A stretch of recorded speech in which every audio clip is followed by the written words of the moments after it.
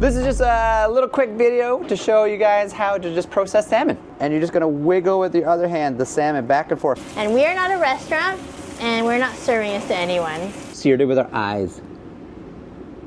Maybe French kissing a kitten is something you secretly want to do. Hey everybody, welcome to The best cooking show in the world.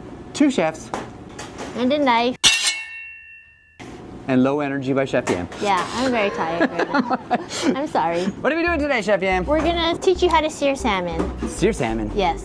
Wild Atlantic farmed salmon. Yeah! Hey, no salmon shaming. In our economy right now, we'll eat whatever salmon. In this economy? Yeah, who cares? Who cares? Whatever brings us closer to death. So we already have one piece that we cut off this fillet. We're leaving this one skin on. Yep. So we can do the crispy skin. A lot of people love crispy skin. Yep. And then this half already has the skin on that you can see, but we're gonna show you guys how to remove this. So sharp knife, very important to this. And so starting on the tail end, imagine the head is here. Head, tail. Make a little incision with your knife on an angle. And then flatten your knife a little bit more now, kind of follow the skin. And then you have a little nub here that you're gonna grab with your hand. Go a little bit more. And then at this point, your knife sits still on the board, and you're just gonna wiggle with your other hand the salmon back and forth. Knife doesn't move. Keep the knife still. On a nice, what kind of angle you say that is? 30 degree? Sure. And just keep pulling the skin towards you, side to side motion. Just like that.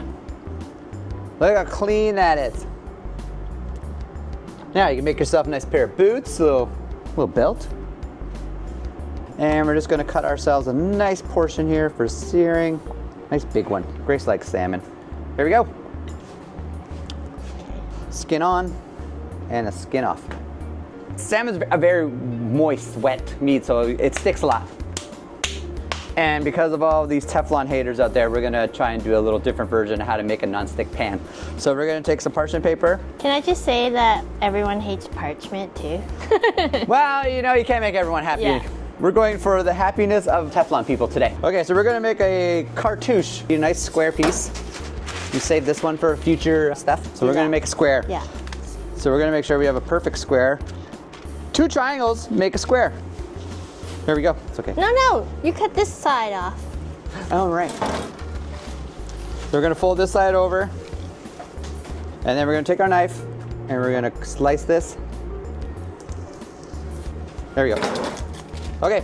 Now you're gonna fold it in half to make a long rectangle, and this is your center point, and you're gonna fold to match that center, starting from this end. So here, you keep going. That's so crazy. Okay, so now you have this thing. Oh. Now we are going to measure the radius of our pan, okay? This is math class. Hot pan. So this is the center. It's pretty much the whole thing. So then I'm gonna cut off this part. That's the radius of the pan. We're gonna cut this where I marked it. Now you open it and it's a circle. Ah, it looks like a coffee filter. Okay, now, see, that should be the size of, I told you, very hot pan. Yeah. A little bit of salt and seasoning, salt, pepper, both sides. Okay, all right, we're gonna need a little bit of oil still on top of the parchment So this is on very high heat right now. on our paper. You can still hear the sear with the parchment paper. So when you're searing fish, you always sear service side down. You want the nice sear on the side that you're gonna serve up. The show side. Okay, while that one's going, we have another pan here that we're gonna do the crispy side. So the skin side does not need the parchment. It will not stick as much as the flesh. So we're still gonna season the skin side. A little salt and pepper on that. Salt and pepper on the other side. There we go. Make sure our oil is nice and evenly distributed. And put the skin side down. So when searing things, you wanna heat the pan up first and then add your oil. I did. I know. Oh, okay. There's like A bone. bone. So this one has been searing now. You can see the golden color starting to get on the bottom there. So we're gonna take our fish fat. And look how easy that comes off the pan. Yes. Just like that. Yes. Look at that. Beautiful. All the flesh still intact, no stick. So if you're wondering what kind of salmon we're using today, we're using farmed Atlantic salmon. And the reason is, I personally like the taste more because I like fattier salmon. And we are not a restaurant, and we're not serving this to anyone. If we were a restaurant, we would use Wild sockeye. wild sockeye salmon. But also, if you're cooking for a buffet, this has a higher fat content, which holds a lot better and it stays moist and will not dry out. This one's good to go. We're gonna turn it off. This one we're gonna check.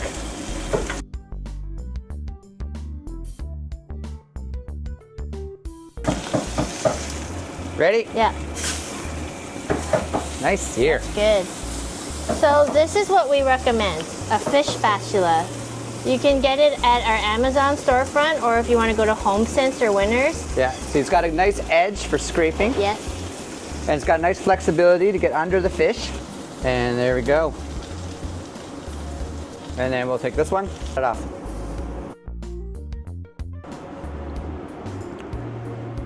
If you really don't like parchment, keeping the skin on is a good idea. All right, so as you can see, we got our 2 salmons. You got our seared one, and then we got our crispy skin. I know you like the skin one better. I do. It's the only skin she likes. Shit. Which one are you eating? I'm going for the non-skin. Okay. Oh, look at that, it's cooked nice with the 2 skin. Cheers. It's actually not bad. It's good. It's nicely seasoned. It was still flaky, it's not dry. All right, here we go. Skin side. 1 portion of salmon is enough for me. Oh, that's a huge piece, look at that. Okay, skin on salmon. Farmed Atlantic wild salmon sockeye from the East Coast and West Coast. From coast to coast. Does the skin add any different flavor or texture to it? Texture. Just texture? For sure, yeah. Umami. Tastes like I just French kissed a kitten.